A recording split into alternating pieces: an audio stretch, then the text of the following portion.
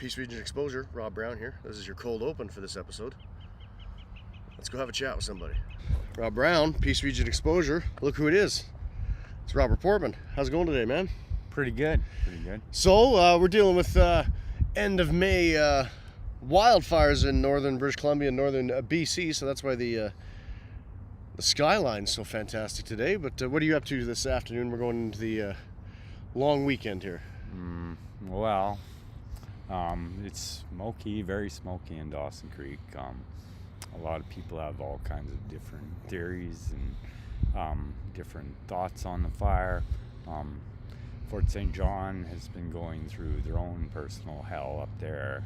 Some people have been in Dawson Creek from Fort St. John. I found that out through people that work at hotels around town, and some houses have burned down up there and in the rural areas, and I've got a family member up there, a couple of them, and friends up there.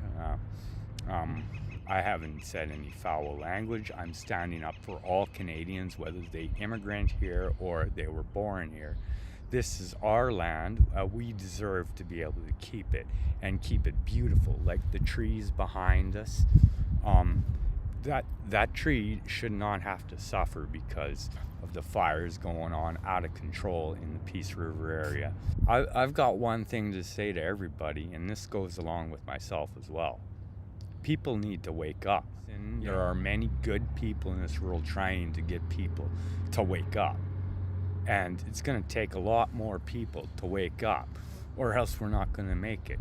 Our grandkids or our kids are going to go through the hell that we put them through because we didn't wake up when our grandparents were telling us to wake up. You know, in the last 50 years, look at what we've done to our planet. This might be it. If the bees go, the trees go, and anything is possible. But you know what? You gotta hold on to, like, keep your chin up, keep trying. Because somewhere out there's a beautiful spirit. Call him what you will, a goddess, God, creator. It doesn't matter. It's out there and it cares about us. And we need to start caring back to Mother Earth, to Father Sky, to ourselves, to each other. We're brothers and sisters, if you want to look at it that way, or we're neighbors. We're all human. There we go. We're in Peace Park in Dawson Creek. It's Peace Region Exposure. Rob Brown, Robert Portman. God bless you in the name of Christ. Take care. This is Peace Region Exposure. I'm your announcer, James Earl Jones. Not quite, my friend. It's your announcer, Morgan Freeman. This is Peace Region Exposure. People love my voice. People also love Big Willie. This is your announcer, Will Smith. Keep my wife's name out of your f***ing mouth. This is your announcer, Michael Jackson, and this is your final episode of Peace Region Exposure. Yes, include Dawson Creek legend when you saw it. Song is back, another model minute. That Portman was crazy. Feed this minute, I drink without and so much more. Oh, with the show, come on. Peace Region Exposure, episode 10. You made it. The X in the exposure, and that's what we're all about here. Thank you for joining us on all the episodes, and here we are for that last one. All kinds of adventures in the last 9 episodes, all kinds of adventures for the last episode. Many hats, some more behind the scenes stuff, and more, but that doesn't mean we don't have some guests. Our first guest is, of course, going to be Duncan Malkinson. He's also our first guest on our first show. He's wearing many hats in the community. He's, in addition to the executive director of the Dawson Creek Art Gallery, he's also the executive director at the Dawson Creek and District Chamber of Commerce. So we're going to be talking and being vocal, the front local, with Duncan for a segment or two. And then speaking of wearing many hats, we've got a creative and community building legend in the Mile Zero, Dawson Creek and northern BC area. Mr. Wayne Ezeard is going to be here. I'm sure that's going to be a fantastic and robust conversation. Of course, in addition to the segments and conversations and interviews. We've got the segments that you know and love. Blake, what are some of the segments we've got this episode, in our last episode of Peace Region Exposure? Well, we have another minute with Portman, and a fitness minute, and of course, another drink with Nolen. You bet. And of course, we're going to bring back our friends from MacWood Films, Ryan and Grady, for another movie chat. And then speaking of the big screen, we're going to be bringing Alex Ponovich from the Marvel Universe and Hawkeye back for another chat. But here we go, Peace Region Exposure, episode 10. There's that last drink with Nolen. Away we go!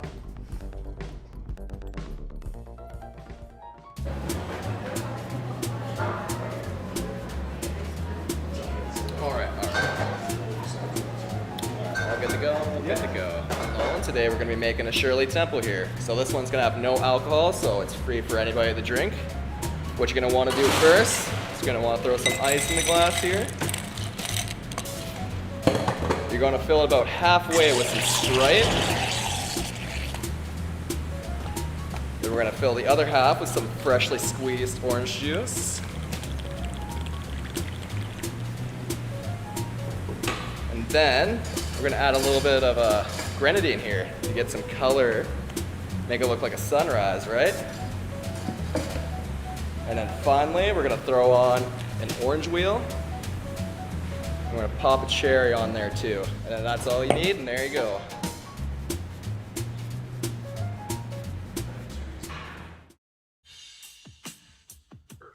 Well, and the other thing too, I could have brought it up earlier, but next time you're on set in person with Sir Anthony, you can share Marvel notes, for God's sakes. Yeah. Something else, right? Just all part of the same family. So crazy. So Yeah. crazy. I think I'm good. Those are all great questions. Great interview. Well, very cool, man. Let's not make it 10 years before we do it again. I would like that. Okay. All right, brother. Thank you very much, Alex. Have a great one, my friend. All right, man. Peace Region Exposure, Rob Brown here.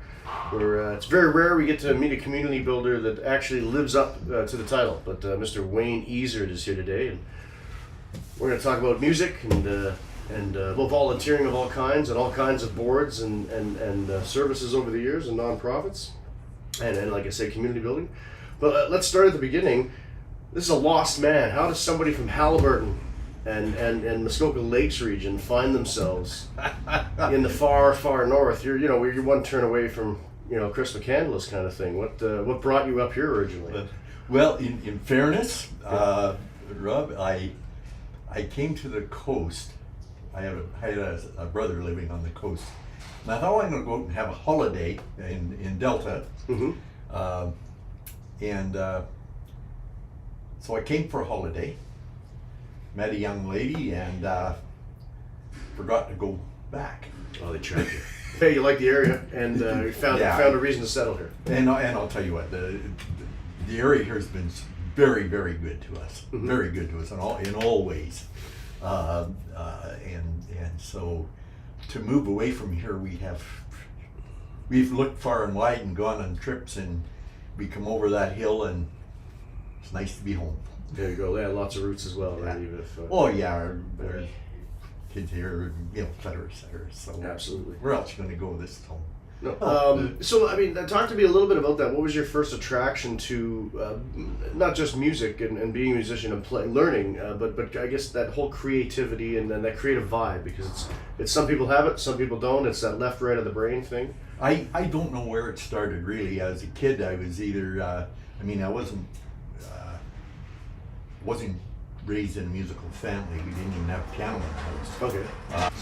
And so self-taught that eventually, whether it's self-taught because you learned to read music or you just learned whether it's a guitar or a keyboard or you learned to make it sound good.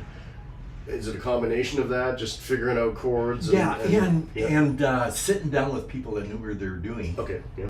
Letting somebody's creative ability flow. Yes. Instead of trying to direct them to do something that don't take them down the left-hand road if they're right-handed person. Absolutely, yeah. So pretty poor handwriting. Yeah. No, very good. Yeah. So talk to me about, I mean, on the other side of things, on that creative time is free time, but then also you do a lot of volunteering, and be that on that nonprofit level, board of director level, be it you know, Dawson Creek Co-op, or as we mentioned, a trustee, and then a chair for a while of SD59. What brought you to that? First attracted you to that, and was it when you were younger, or was it when you were finding yourself with more time on your hands as you got older? Actually, not as I got more time, because for less time. I find better time. I better do better when I'm so damn busy. I don't have time to. If you want something done, find busy people. One other thing we'll just talk. Yeah, for sure. Talk a little bit about is just because I know you mentioned it, and I can hear it in your style too. Is talk about Gordon Lightfoot. How much of an influence was he, or is he, on your business? Gordon Lightfoot, Ian Tyson, John Denver. Never heard of him. No, of course not. No. To me, they were storytellers. Yes, that's what they were. They were storytellers, and that's what influenced me in my poetry and my short stories. Yep. And in much of my songwriting. I find, especially when you're talking about musicians and singer-songwriters, not that are just poets or just written word people or just musicians, when they get stuff that sounds good, means something, it's got a melody to it, but then when you read it, it also has, it almost comes with its internal, you know, Mm-hmm. if you saw it as a piece of writing and you didn't realize it had a melody or it was a Gordon Lightfoot lyric, it would also sound and work on its own. And to me, the songwriters that can do that are the Very ones much. that are the ones that are worth following. And you're talking about three great ones there for the years. Exactly. So, Yeah. Troubadours. Mm-hmm. There we go. Yeah. Wayne Ezeard, Peace, Vision, Exposure. Here once again at Gridiron Fitness with Devre. Time under tension versus momentum. What does that? Yeah, so a lot of people, when they are working out, especially with the free weights, they'll try and use their momentum to swing around the weights to lift heavier weights. But essentially, if you're practicing progressive overload and you're wanting to see progress in the gym, we like to call it TUT, so time under tension.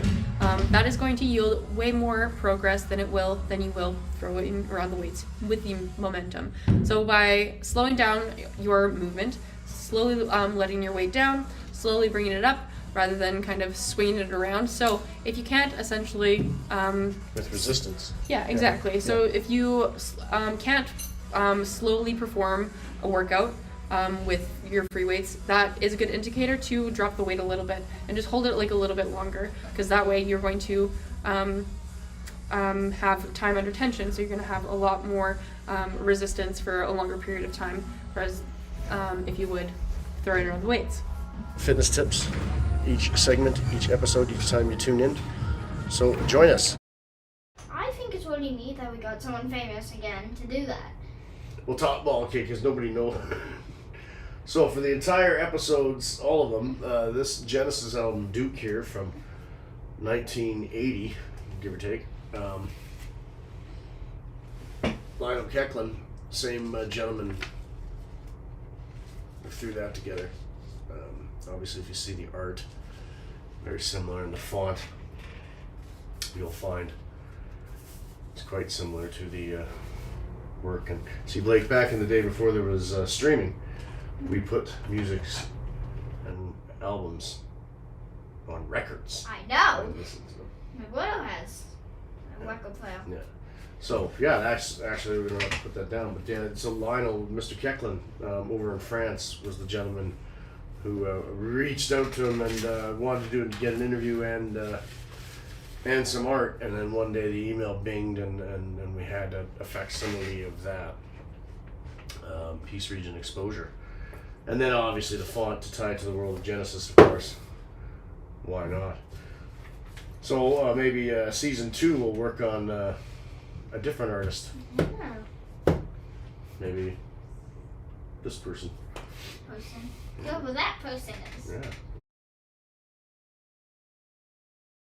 We've got Executive Director of the Dawson Creek and District Chamber of Commerce, Duncan Malkinson. You've got a couple great summer programs for tourism this summer. I am, yeah. There's a couple things we're excited about. We've got a program called Downtown Hero Mile Zero that we're ramping up right now. the whole idea is just to get a scavenger hunt going for the folks that stop at the NAR park for tourism, but also local folks can take part in it too. The whole idea is you go to tourism, you get your scavenger hunt ticket, you head downtown, go to all the different businesses and get your stamps, and once you get all your stamps and return it back to tourism, you'll get your name entered into the draw for the grand prize, which actually has a fancy little statue called Downtown Hero Mile Zero. So it's a little bit lame, but it's also kind of fun. It's a good way to get involved, and the real value for our members is that they can get a sense of what kind of relationships there are between tourism and encouraging people to get downtown. Businesses benefit because they get the folks into the business and they get Traffic. foot traffic. Yeah. And we would benefit too because we're trying to help offer good and relevant and effective programming and partnership with other folks. And the city of Dawson Creek benefits because it gets a sense of that data side where they can see how exactly tourism's engaging with the community, which is awesome. It's a great opportunity. So absolutely. Learn about your community, become a downtown hero, talk to Duncan at the Chamber. We've got some other things coming up too that we're really excited about. No. Hi there, Rob Brown here, and this is Peace Region Exposure. And what Peace Region Exposure is all about is people, places, art, artisans that I find fascinating. I'm crouching down here. Is there any way we can raise the legs on that or something? I can pick it up.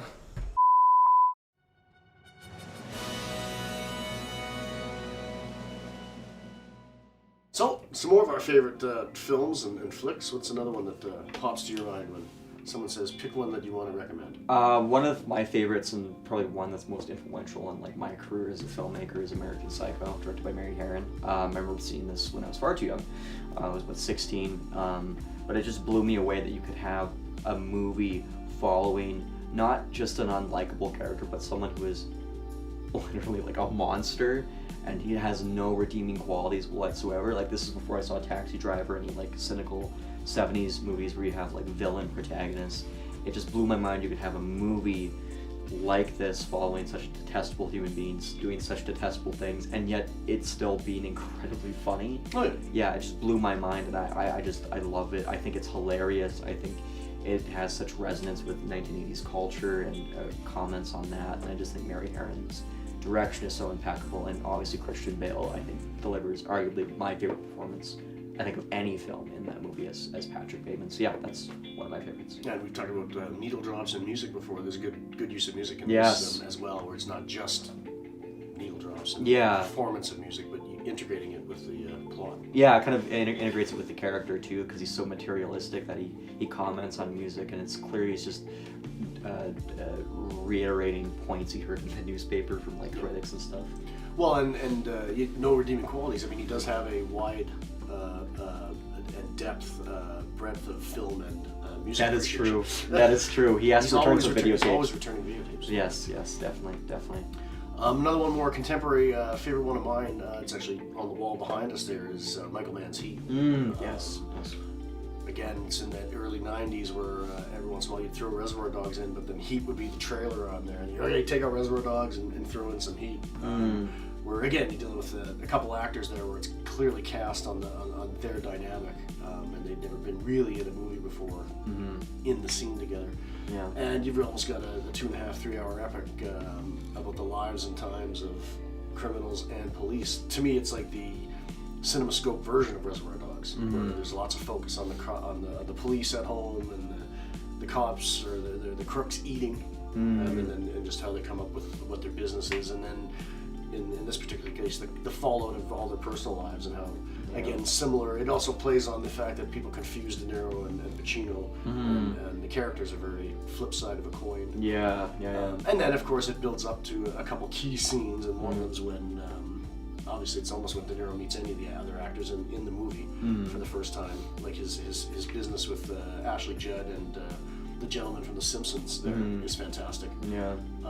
But the scene here with Alan and Robert, where they probably did it about 10-12 times with these two guys are perfect, and then they used take 7 or something like that. Yeah. Just a masterclass in filmmaking, as every Michael Mann movie film is, but this one I just think is probably his height as far as film and not movie. I agree. I feel like obviously, like the actors and the story is just fantastic. But the thing that always really hits me is his sound design, especially the gunshots in the heist film, because it sounds like it's not using like a traditional microphone. It sounds like camera audio. It's like bam, bam, like it's the most realistic gunshot sounds I've ever heard in film. And I think he's continued that through like Collateral and other movies of his.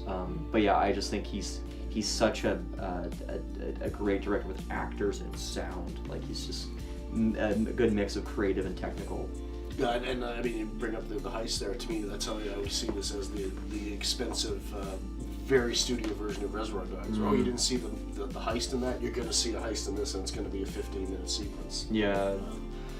Yeah, fantastic movie, and yeah, I believe there's a sequel novel now. Yes. That Man's just written in the last couple of years. So. I believe he wants to produce it into an actual film. Yeah, and if for young Al, it'd be Timothy Chalamet. Yeah. So we'll see how that goes. Well, I love me a good book to movie adaptation. And if it's done right, like if it's true to the story in the book, I think it can be phenomenal. And The Secret Life of Walter Mitty, starring Danny Kaye, holy cow, was very, very true to the stories. Obviously, they added in some plot points because Secret Life of Walter Mitty was a short story or a series of short stories. It's fantastic short, And I have read them, but that's not the movie that I like. Right? I love The Secret Life of Walter Mitty, starring Danny Kaye, but I also love The Secret Life of Walter Mitty, starring Ben Stiller and Kristen Wiig. Completely dissimilar to the book. Sure. Yeah. But it tells its own story in such a good way that I love it regardless. Like, it is such a high quality film, and Ben Stiller shines in it. And like the storytelling, again, the cinematography is just wonderful.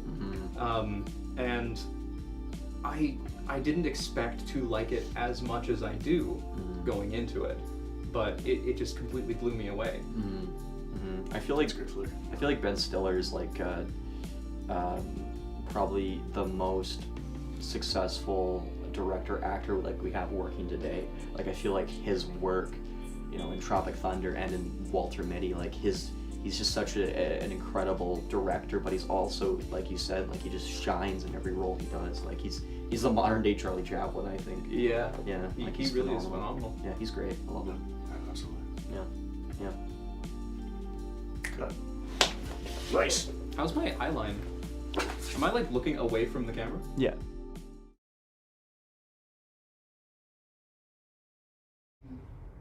But I think we should, I guess, just to thank everybody that was along with us as guests and more for Peace Region Exposure Season 1, right? Marvel Universe's Alex Ponovich, of course, Robert Portman, Dawson Creek, Devre Gibson, Cameron Palfy for Fitness Minute over at Gridiron Fitness, Duncan Malkinson at the Dawson Creek Art Gallery and the Dawson Creek and District Chamber of Commerce, Big Al for all kinds of music and the interview, Cody Fonda for the interview, Trenton Lars and family for the interview, Dan Ball, fascinating look at court orders, Mr. Wayne Ezeard was here at the hot seat as well. Who else do we have? Lionel Kecklin, of course, for our symbol, Peace Region Exposure.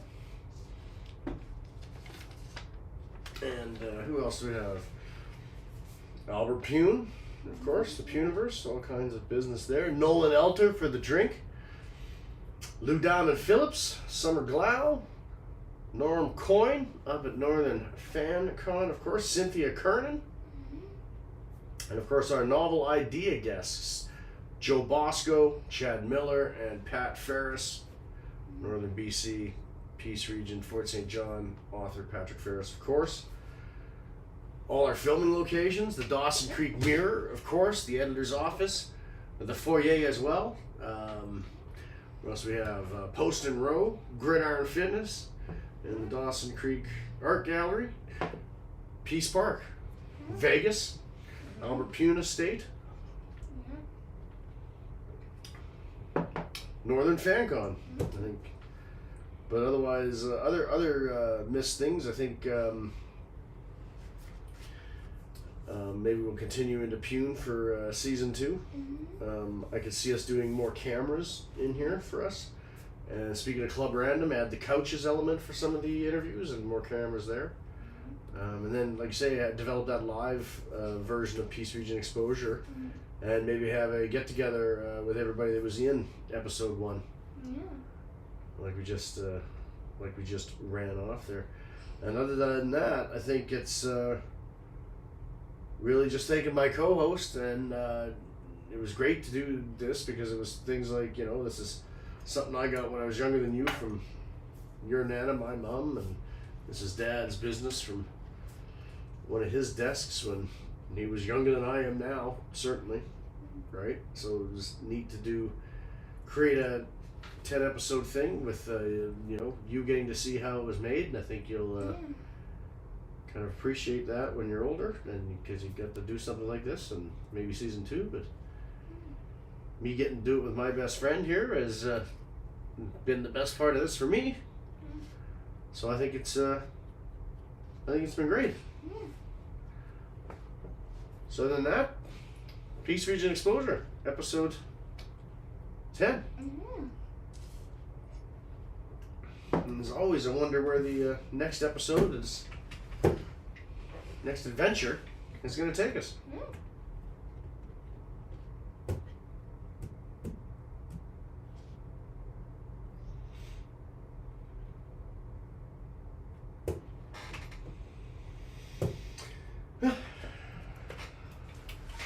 Shorty, get the light.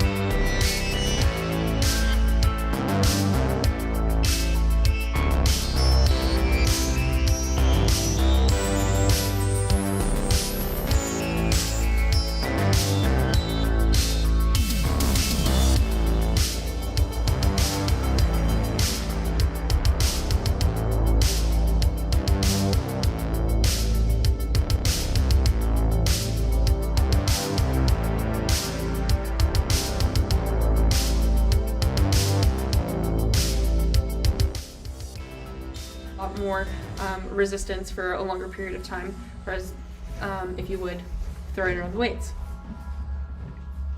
Great.